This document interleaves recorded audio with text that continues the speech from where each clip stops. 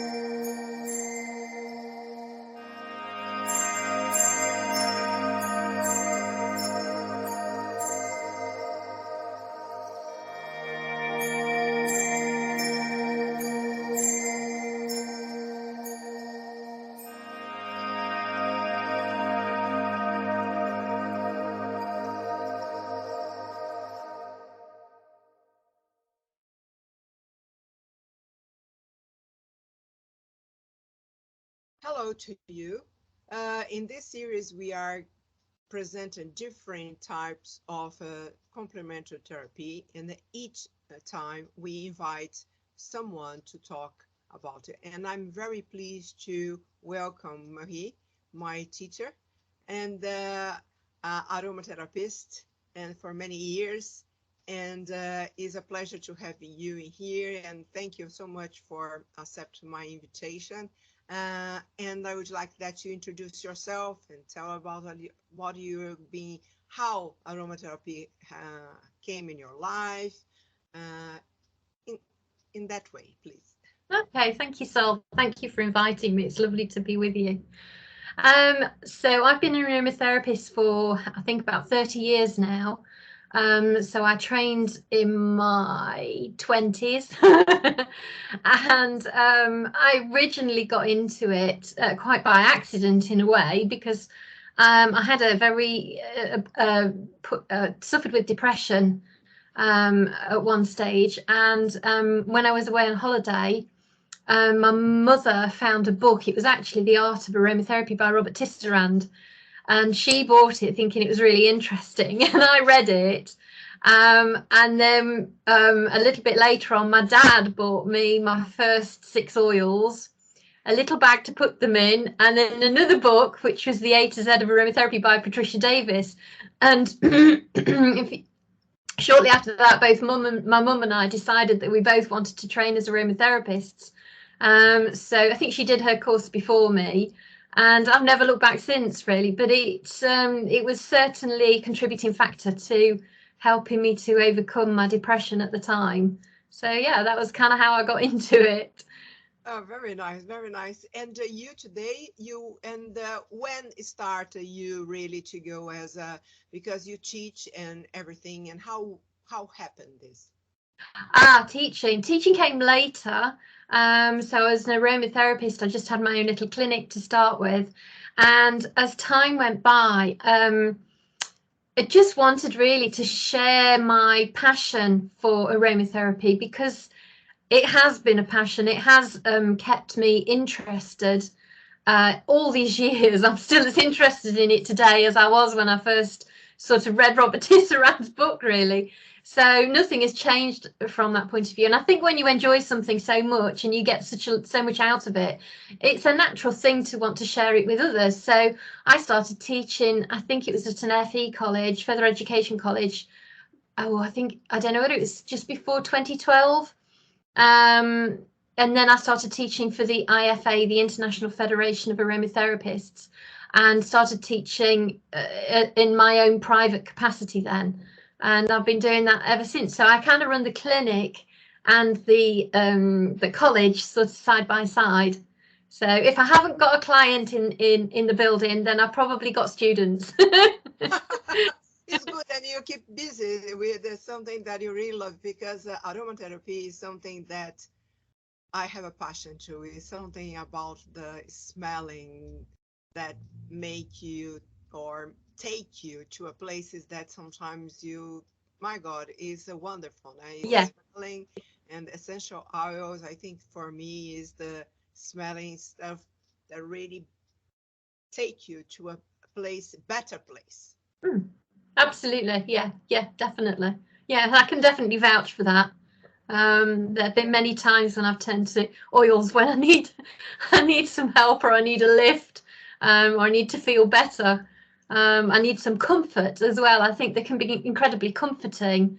Certain smells can, for sure. I mean, I think about little mandarin oil, and it's such a comforting little oil, such a, in a sense, such a simple smell. You know, it smells fruity and sweet, and it smells of mandarins, and yet it has such a profound effect when, well, certainly when I smell it, it makes me feel happy.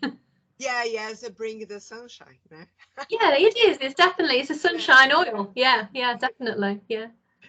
Good. So, as we are talking about aromatherapy and smells and everything, but what is aromatherapy?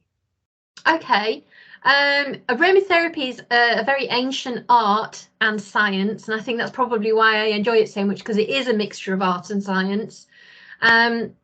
It's blending naturally extracted essential oils from aromatic plants in order to balance, harmonize, and promote the health, not only of the body, but also the mind and the spirit as well. Now, each essential oil has got its own unique therapeutic properties. And when we blend several essential oils together, we tend to call it it's a synergistic blend. Basically, in other words,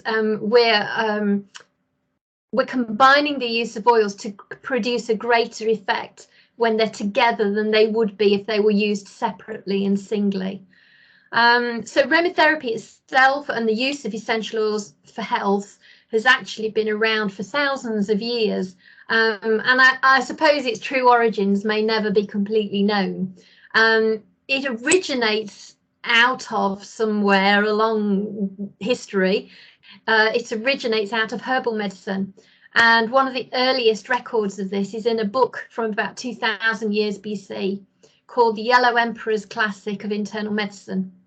It's one of the oldest existing books in the world, and this book contains descriptions about the causes and treatment of disease. So that can be considered to be perhaps the most formal historical record that we might have of this. We also then get kind of the Egyptian civilization. They used oils an awful lot back in their day, and some of them were even found in Tutankhamun's tomb when it was opened in 1922. There was things like Indian spikenard, there was frankincense, two oils. These are just two of the oils that were identified. And these were used in the embalming process, that the Egyptians used for the embalming process. But I think it was it's the Roman civilization. So again, a long time ago, Sol. But the Roman civilization seemed to be the first civilization that actually put essential oils together with massage. And to the Romans, we should be forever grateful, to be perfectly honest. Yes, without that action, because they are famous to try to give relief after the people walk so much and in the battles and come home and have a wonderful bath, because here in UK we know they have many places that they used to be knowing as a place of Roman people that go to have a bath and relief and everything, and probably massage and essential oil came. It's very interesting, exactly. What is the well, we are talking about, of course, that the people start to know what is really the meaning of the purpose of the aromatherapy. Can you tell us a bit more? Yeah, no problem. So essential oils themselves, they are actually capable of being absorbed into the body via the nasal blood capillaries and the lungs, so we can breathe them in. And also when we put them on the skin, they can be absorbed into the outer layers of the skin as well. And once the essential oils are absorbed through these pathways, then they have that ability to interact with the body's own chemistry. And then this can set off this process of aiding the natural healing process within the body, and also supporting self-regulation of the body system. So, for example, help to reduce the effects of stress on the nervous system, say. So yeah, the purpose of aromatherapy is to bring about that natural healing process within the body. Sure. Mm-hmm. And how do you, in your case, you practice, how do you practice aromatherapy in your case? Sure. I suppose the most well-known method of using aromatherapy or essential oils is aromatherapy massage, combining it with massage. And so you've got these two therapies that are actually working in tandem with each other. You've got these beautiful essential oils, as we've been saying, combined with soft tissue manipulation massage. Generally speaking, fully qualified aromatherapists will blend oils together that are completely bespoke and unique for each individual client's needs at the time of the treatment. It's called an individual prescription. It's just for them at that particular moment of their lives.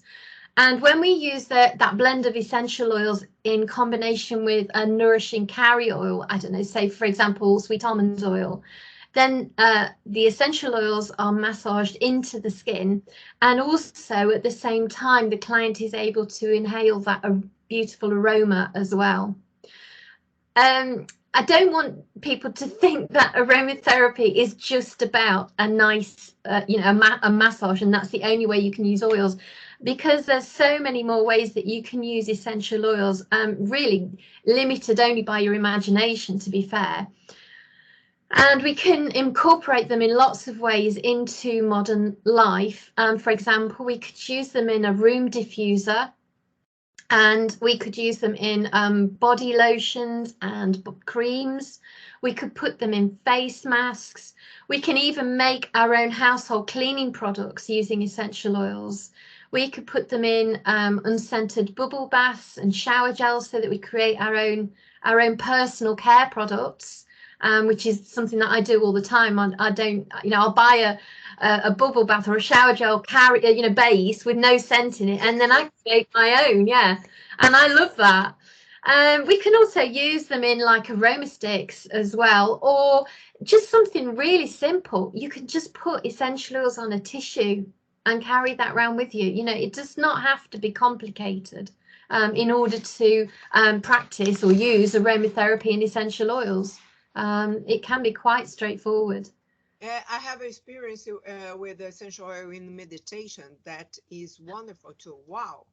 Yeah. Can take you in a higher place. It's very, very interesting.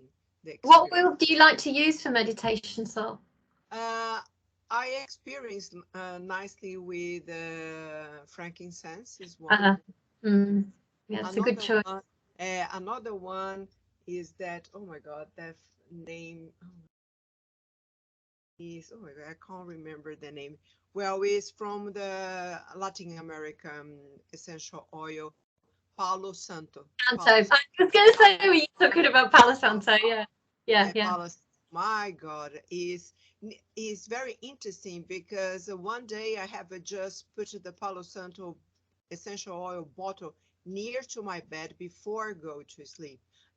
Yeah. I didn't open really. I just let over there, and because the spice is close, the evaporation can happen a little bit. We know, because when we have the beautiful box of essential oil, when you open there, every single one is supposed to be closed, but they seem that they hello when they come out of it. They do. They have their own way of escaping, don't they? Yeah, definitely. It seems that hello, it's me here, and seems that it is the proper essence, is the life of the plant is in the body. So it's very important to look at the way too. So, and I have this very, very interesting dream with the Palo Santo, in very, very vivid dreams, very spiritual in that way, very nice indeed. Good. Excellent. So with this, we are talking about the health benefits that you mentioned. Can you add other things that? Sure. Yeah, that's no problem. I mean, basically, essential oils can be used to help to maintain a more balanced and healthy lifestyle overall. So aromatherapy is aiming to enhance well-being. It aims to relieve stress, helping with rejuvenation, regeneration of the human body. And when we combine it with massage as well, it can help to ease muscular aches and pains and potentially help with sleep problems as well. So in things like insomnia. I think as well, essential oils have this unique ability to work not just on physical conditions, when say during massage, but as we said earlier, they can have this really positive effect on emotional well-being as well. And I think in the current society and the problems that we're facing today, that's intensely important, actually. Aromatherapy can provide this really relaxing and calming effect for those who are suffering with mental health problems or dementia, and also those who are receiving palliative care. Aromatherapy's become a regular feature now in a lot of clinical settings, such as hospices and hospitals, which is really encouraging. In a typical aromatherapy session, though, when a client, say, comes to me, for example, the aromatherapist usually asks questions about their previous medical history, their general health, well-being and lifestyle. So we're approaching a treatment from an holistic point of view. And all this information then helps the practitioner to choose and blend the most appropriate essential oils for that individual. So the oils can then be applied in combination with massage, or the aromatherapist might suggest a different method of application, like products like we've just been talking about. At the moment, though, aromatherapy is probably one of the most popular forms of complementary and alternative medicine, because it is helping to promote health, and it also may help alleviate a variety of minor medical problems. But as a complementary therapy, it is generally widely accepted as one of the most comprehensive natural therapies available. It's very widely and well recognized. Yeah, I have been talking with people that included another teacher that I had in Brazil. She had opportunity to work in France, a hospital with aromatherapy. I thought what was very interesting that the hospital, I don't remember the name of the hospital now, but for 2 years she went over there, for 2 or 3 times per year to work with aromatherapy in the hospital, help people. So is in France, I knew that they use different ways, and included to no ingest by the mouth, but in like another forms now, because if I'm not wrong, in UK is not allowed to be taken as an oral thing. No? Yeah, in the rest of Europe, or certainly France in particular, they have a different approach to aromatherapy than we do. So in the UK, we tend to use aromatherapy dermally in particular, and also diluted in some form of carrier. Whereas they, particularly in France, as I say, have a different method of administering essential oils over there. Yeah. So that is subject to kind of different sort of not legislation, but insurance requirements, I would say. Yeah. And I think that in that time, that particular thing, in her case, they are in an different environments in terms of hospital, and there is full of doctors and people that know more about the chemistry and the dosage and everything, because in Brazil, I know that when I went over there was a quite lunatic stuff that many people selling. I will not say what is the brand, but they are encourage the people to drink essential oil. I know. Oh God, no. That is a big worry. That is a big worry, because unfortunately, then people are ingesting essential oils without the correct amount of knowledge about what's safe to do, in that respect. And that can be incredibly dangerous thing to do. So Yeah. I'm like you, I'm not in favor of that at all, without, proper supervision, medical supervision and proper training. It's really very, very risky. Yeah. Very risky because I can, if you are okay, you are a doctor or you're a nurse and you study or you are an aromatherapist and you know what you are doing and the insurance is cover all this stuff, that's fine.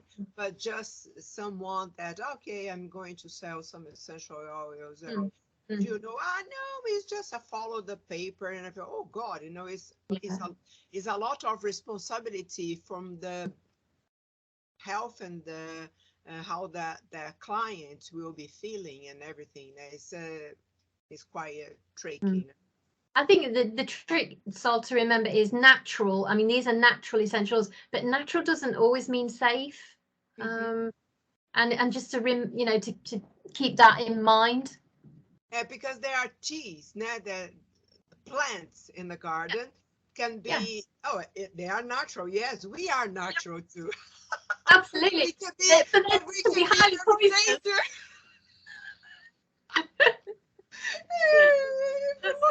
That we can be very dangerous and we are natural, So plants in the garden, there are ones that can harm you, but it's needed to have. This is, as you say, is a very different thing. Like what is natural and what is safe to take or not. So yeah, absolutely. Yeah, absolutely.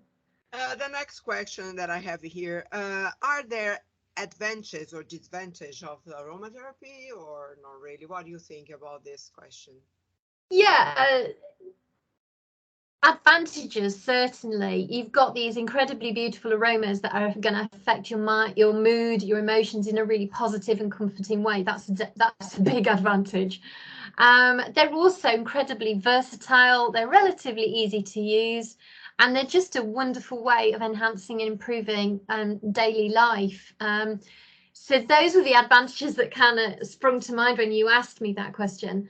In terms of disadvantages, I think we've just kind of covered this, because to say that some essential oils aren't always safe to use on everyone without some sort of expert knowledge and guidance. So, for example, some oils aren't suitable for use on, say, sensitive skin, for example, and some essential oils, we wouldn't use them for certain hormonal conditions, or say, for example, during pregnancy.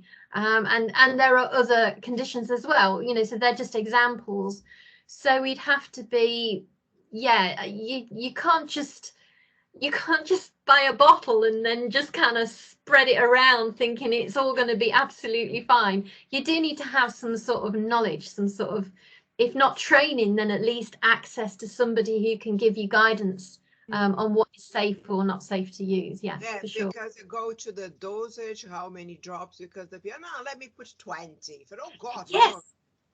Yeah, absolutely. I mean, I think there's that tendency to think that, 3 drops? No, that can't possibly be enough. I'm going to put half the bottle in or whatever it is. Which is aromatherapists will like be tearing their hair out thinking, don't do that, please. And also is very important to have a look that they are plants in the way that they extract the essential oil can be is so powerful that one drop equals I don't know 30 cups of tea of the same plant versus just one drop. Yes, they're very concentrated. Yeah, very concentrated. You're absolutely right. Yeah, for wonderful. Sure. And my last question. Well, and in the last question, as a tutor, can you give me some advice for those who are thinking to become aromatherapists? Sure, yeah, that's no problem. I think the most important thing, if you're deciding you want to train as an aromatherapist, the most helpful thing is to know what you want from the course before you actually sign up for one. So for example, do you want to become a full-time aromatherapist? Do you want to work in a clinical or hospice setting? Or do you want to work within the beauty industry? Or do you just want to work on friends and family as like a hobby? And I think when you know what you want to achieve, then it's going to make it a lot easier to choose the right course for you.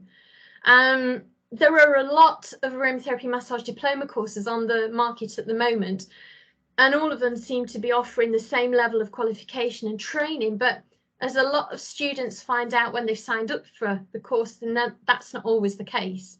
I mean, I can only really speak about the IFA, which is the International Federation of Aromatherapists, because they're the organisation whose syllabus I teach from.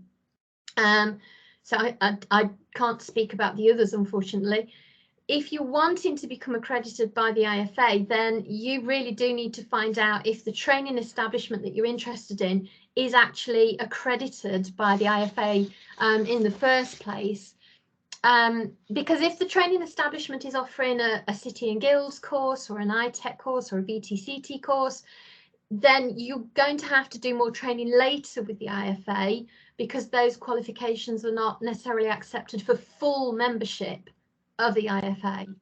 But that can be sorted relatively easily, because there are upgrade courses that the IFA offer in order to gain that full membership. So it's not the end of the world.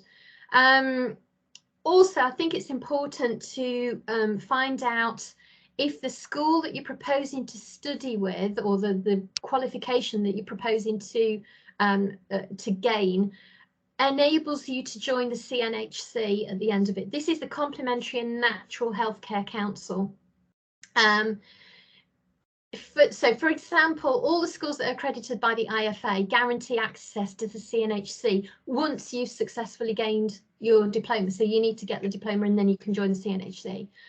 And I think another thing that's really important is to check whether the course that you're interested in is delivered online or face-to-face teaching, because it's very difficult to learn practical skills like essential oil blending and, for example, massage as well over Zoom or Skype or whatever.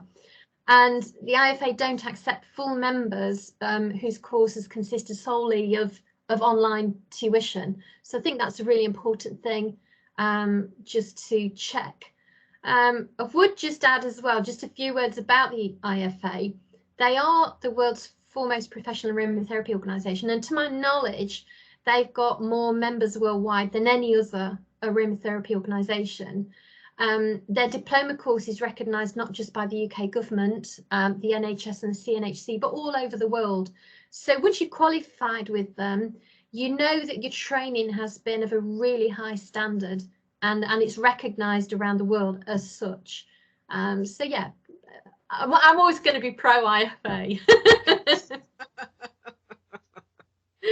Yes, I think that when we are going to do something, it's better to do the right way.